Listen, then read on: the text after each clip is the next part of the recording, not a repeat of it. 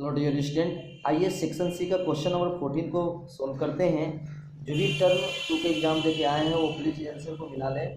तो एक क्वेश्चन आपको दिया होगा, बहुत ही आसान क्वेश्चन दिए हुए का। ये आपका एक सर्किट दिया हुआ, स्टडी द फिलिप्टिक सर्किट, इस फिलिप्टिक सर्किट को स्टडी कीजिए। और 3 आर्म दिया हुआ, एक आर्म यहाँ है, एक आर्म बी यहाँ है और एक आर्म सी है। ए बी सी 3 आर्म दिया हुआ है बच्चों। आपको कह रहा है कि यहाँ से और ये 6 वोल्ट से जुटा हुआ है और ये अमीटर लगा हुआ है, एक की लगा हुआ है, ठीक है। इस तरह के आपकी करंट इसमें फ्लो कर रही है। कह रहा है कि इसमें बहुत ही आसान क्वेश्चन पूछ दिया है। कह रहा है कि find the equivalent resistance of arm A. Arm A देखो, तो आर्म ए यहाँ से यहाँ आर्म ए है, तो बताइए इसका इक्विवेलेंट रेजिस्टेंस कितना होगा। बहुत ही आसान क्वेश्चन है। तो पहला का आंसर जो हो जाएगा, देखिए बोलेंगे कि ये तीनों क्या है, तीनों 5 ओम, 15 ओम और 20 ओम, तीनों सीरीज में है। तो डायरेक्ट यहाँ से लिखेंगे इसमें कि इक्विवेलेंट रेजिस्टेंस क्या हो जाएगा, आर इक्विवेलेंट है ना, आर इक्विवेलेंट ऑफ आर्म ए है ना। आर्म ए का इक्विवेलेंट रेजिस्टेंस कितना हो जाएगा, तो जो जोड़ देंगे इसको 5 + 15 + 20, तो कितना हो जाएगा, इसका हो जाएगा 40 ओम। कितना होगा, 40 ओम। बस यही आपका आंसर लिखना था, हो गया, ठीक है। अगर इसमें लिखना चाहते तो लिख सकते थे कि 5 ओम, 15 और 20 ohm are in series, and R equivalent resistance equal to तीनों को जोड़ देना है, ठीक है। चलिए इसी क्वेश्चन में आप दे रहा है कि calculate the equivalent resistance of parallel combination of arm B and सी।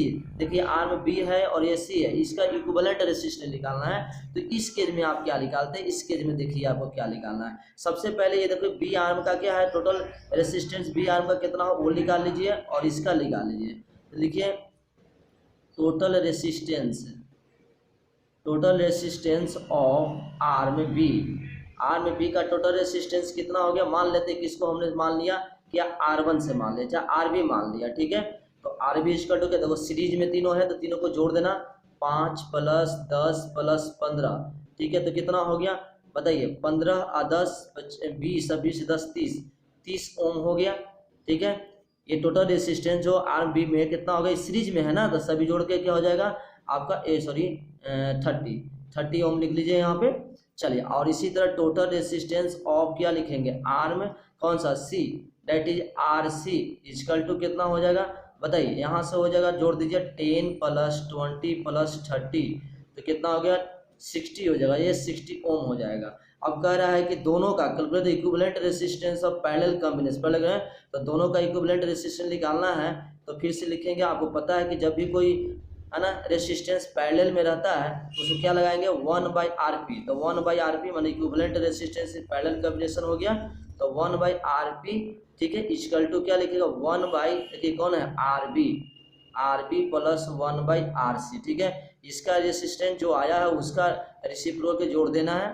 चलो बताओ कितना हो जाएगा, तो यहाँ से मिलेगा 1/RP इक्वल टू 1/RB कितना तो लिखना है, तो 1/RB कितना है 30 है, 30 + 1/60, इसका एलसीएम लेके बनाइए 60 आ जाएगा, यहाँ 2 + 1, ठीक है, 3/60 कट के कितना हो गया 120, ठीक है। तो देखिए यहाँ से 1/RP इक्वल टू 1/20 हुआ, तो यहाँ से RP इक्वल टू कितना होगा 20 ओम हो गया। तो यही आपका इक्विवेलेंट रेजिस्टेंस सेकंड का आंसर आ गया, ठीक है। तो इक्विवेलेंट रेजिस्टेंस बिटवीन क्या आ गया, आंसर लिख दीजिए, हेंस इक्विवेलेंट रेजिस्टेंस बिटवीन क्या बोलिएगा, between B and C equal to कितना हो गया 20 ओम। समझ गए, ये हो गया। सी नंबर में क्या कह रहा था, इसी क्वेश्चन सी में determine the current that flows through the ammeter. Ammeter से कितना करंट फ्लो करे वो निकालता है। मीटर से मतलब टोटल सर्किट से कितना फ्लो करे वो निकालना होगा आपको, ठीक है। तो कैसे करें, सबसे पहले टोटल इक्विवेलेंट, इस सर्किट का टोटल इक्विवेलेंट रेजिस्टेंस निकाल लेते हैं, ठीक है। तो अभी आपने देखा ये दोनों का इक्विवेलेंट रेजिस्टेंस बी है ना, बी आर्म और सी आर्म का इक्विवेलेंट रेजिस्टेंस कितना आया 20 ओम आया है, और इसका कितना आया था देखिए, ये नंबर हमने देखा था, इसमें कितना आया था आपका 15 20 40 आया था। तो 40 और ये फिर लिख देंगे, सिंस लिखेंगे, सिंस क्या लिखेंगे 40 ओम, देखिए आर्म भी हो रहा है 40 ओम, एंड फिर से क्या हो गया, ये दोनों का जो कॉम्बिनेशन करके जो आया है इसका जो इक्विवेलेंट रेजिस्टेंस है 20 ओम, तो ये क्या हो जाएगा since 40 ohm and 20 ohm are in क्या हो जाएगा, आर इन सीरीज में हो जाएगा। तो सीरीज में हो गया, समझ गए, इस सीरीज में हो गया। तो इन दोनों को फिर से जोड़ देंगे तो सर्किट का तो लिखेंगे टोटल रेसिस्टेंस ऑफ सर्किट। और टोटल रेसिस्टेंस ऑफ सर्किट कितना हो जाएगा बताइए, 40 ओम प्लस 20 ओम, तो कितना हो गया 60 ओम। टोटल सर्किट का टोटल इक्विवेलेंट क्या हो गया आपका 60 ओम। दैट इज पूरा सर्किट हटाकर अगर आप एक लगाएंगे तो यहाँ क्या लगाना है 60 ओम का एक रेसिस्टर लगा देना है। और इसको कितना वोल्ट देना है, देखिए 6 वोल्ट दे रहे हैं, 6 वोल्ट यहाँ दे रहे हैं, ठीक है। अब उसके बाद करंट लगा देना, तो ओम्स लॉ से फॉर्मूला से लगा दिया, तो आई बराबर क्या होता है V/R, ठीक है। तो V कितना है 6 आ गया और R कितना है 60 आया, ये कट के आ गया 1/10 दैट इज 0.1 एम्पियर।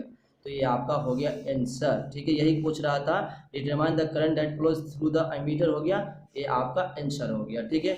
और वो कोई बच्चा अगर ये नहीं बनाए होंगे और फिर कहता है कि अगर लिखा determine the current that flows in the ammeter when the arm B is withdrawn from the circuit, उससे आसान है। कह रहा है कि बी को विथड्रॉन करना है, बी को हटा देना है। तो बताइए जब बी को ये हटाइएगा, ये डिसकनेक्ट करिएगा, तो 1 2 3 ये सब टोटल क्या हो जाएगा, टोटल आपका सीरीज में हो जाएगा। तो खाली इसका जोड़ेंगे तो लिख देंगे यहाँ पे सेकेंड और केज में है, तो इक्विवेलेंट टोटल रेसिस्टेंस सर्किट का क्या हो जाएगा, टोटल रेसिस्टेंस ऑफ उस केज में सर्किट का जो हो जाएगा वो कितना होगा बताइए। उस केज में आपका हो जाएगा इधर से RA कितना है, RA प्लस क्या हो जाएगा RC हो जाएगा, RA प्लस RC, मतलब कि total resistance in arm A और टोटल रेसिस्टेंस इन आर्म C, ठीक है।